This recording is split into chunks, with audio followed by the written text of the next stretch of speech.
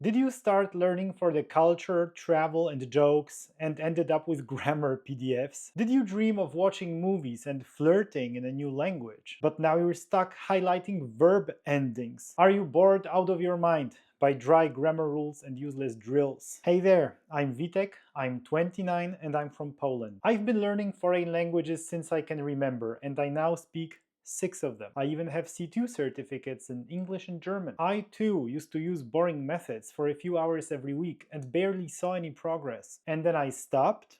I leaned into more fun methods, and now I'm learning languages all day without it ever feeling tedious. If you left me to my own devices, I would just study all the time. So in today's video, we'll discuss how I make language learning fun for myself and how you can apply this to your life too. Yeah, some of this is just my language obsession that few will ever have, but many things you can simply copy for yourself. Let's start with something very important.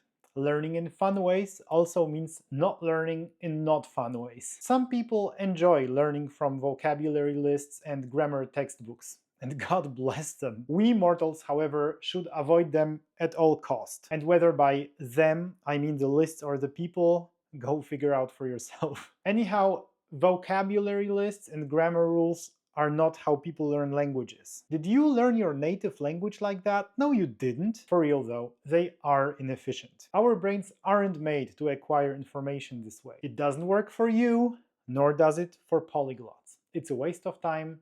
Don't do it. Okay, off my soapbox. No, actually, back on my soapbox. I have another dead horse to beat. If no matter what you do, learning languages doesn't feel like fun, then maybe ask yourself why you want to do it in the first place. If you don't have a personal reason, no wonder it's not fun. But say you thought about that and you decided to learn the language anyway, let's see what we can do to make it more fun. I already told you not to study grammar and not to learn from vocabulary lists. So what can you do instead?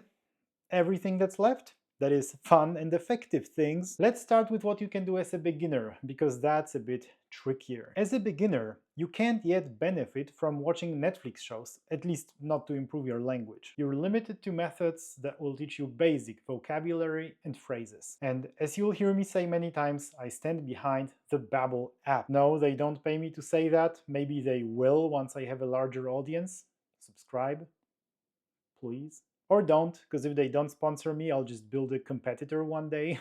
Babbel works best if you're learning one of the popular European languages. The lessons are short and not overwhelming. The dialogues are made for real-life situations that you might actually live through. It's revolutionary, I know. Some are structured a little bit like soap operas, so they make you look forward to the next lesson. Again, if you're learning one of the most popular European languages, which most people are, you could get to A2 or B1 just using the app alone. And after 3 months or so, you can move on to watching and listening to content made for intermediate learners, and you should be just fine. Once you hit the intermediate level, you can choose from a wider array of fun methods and resources. First, you can now watch content created for intermediate learners. Not all of it is fun, but you will find creators you like, talking about topics that interest you. Many people watch Easy German, Easy Spanish, Easy French, etc. They have equivalents in many other languages too. Then you can start consuming simple content made for natives. Your range of creators and topics to choose from expands. That's why it gets easier over time. As the businessman Alex Hormozy says,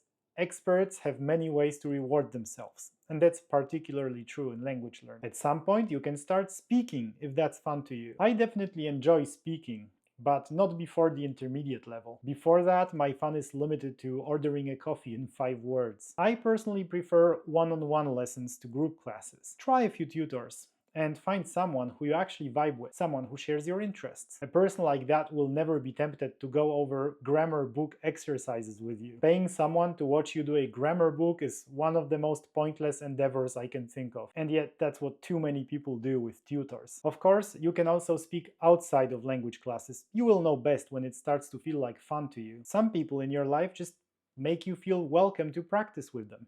Others don't, and that's fine. Oh yeah, and there's reading too, if that's your thing. You can already start reading at the lower intermediate level. As with everything, your book selection is limited at first, but it will expand over time. There are bilingual books where one page is in the target language and the other one is a translation to your native language or other language that you already speak. I've never used them, but you can look into them if that sounds interesting to you. I prefer to wait until I can read what I actually want to read. I now read only a small percentage of books in my native Polish. I should probably read more in Polish. Just like with YouTube videos, my default is English. But I make an effort to enrich the mix with German, Spanish, French, Russian, and Romanian, with varying degrees of success. What else do I do past the beginner level? As mentioned, I watch a lot of YouTube. Oh, you're here too! Hello! I rarely watch videos in Polish anymore.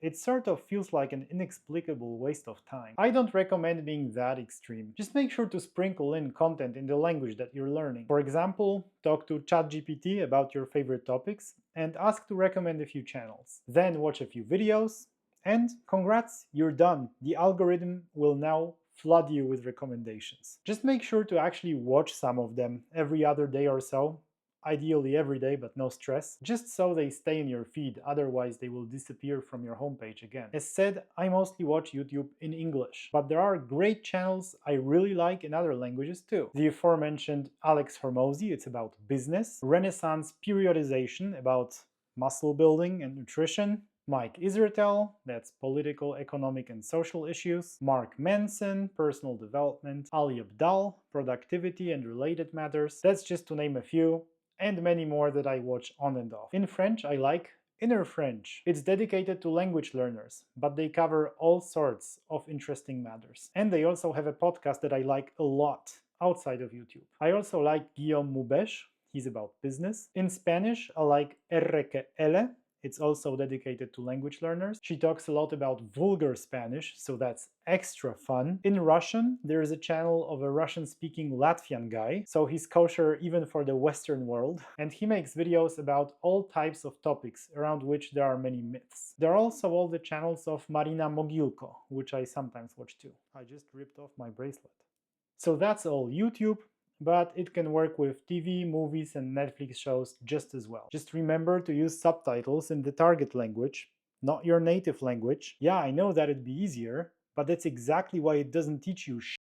Now, because I'm on YouTube a lot and because I enjoy it so much, I should probably just say that I'm an addict. This already covers 80% of my fun learning languages. I also watch sport events with foreign commentary. I try to never miss ski jumping competitions in winter, and I watch them primarily in German, sometimes in English. And when World and European Championships roll around, I watch them half in German, half in Spanish. And yes, I even take notes. A somewhat less efficient, but a really fun way is to listen to music in your target language. And you can already start doing that at the beginner level. In that case, you will get the most of it if you just translate the song and think back to the translation every time you listen to it. As you move towards intermediate and advanced, you will get more and more from listening to music in your target language. I listen to a lot of foreign songs. As a matter of fact, I only reintroduced Polish music to my library maybe last year when I got a new wave of appreciation for it, but most of the music I listen to is in English, Spanish, French, and depending on the period, Italian, Russian, and Romanian too. As said, it might not be the most efficient, but it's certainly up there in terms of fun. Knowing that we've got YouTube, music, and books on the list of fun methods to learn a language, do you now understand why I learn languages almost all day, every day? I simply live them.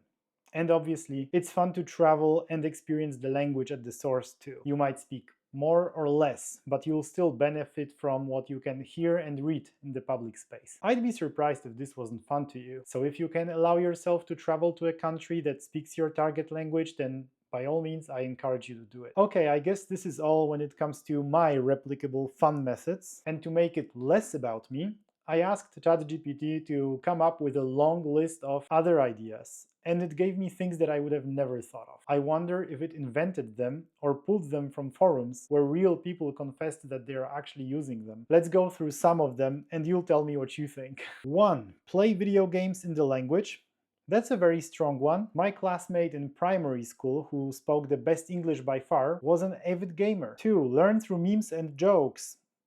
I should have probably thought about this. If you're watching shorts on YouTube, Instagram, or TikTok, then try and seek out content like that and spend some time on it. The algorithms will do the rest. and flood you with more stuff in the blink of an eye. There are a few things as satisfying as understanding a word game in your target language. The only better thing is probably making a pun yourself. 3. Change your phone/app's language settings. Oh yeah, you can totally do that. I'm not sure that's what I call fun, but whatever. It's also not the most effective thing, but yeah, like whatever. 4. Record yourself. Pretend you're a YouTuber or make fake podcast episodes. Review later to hear your progress.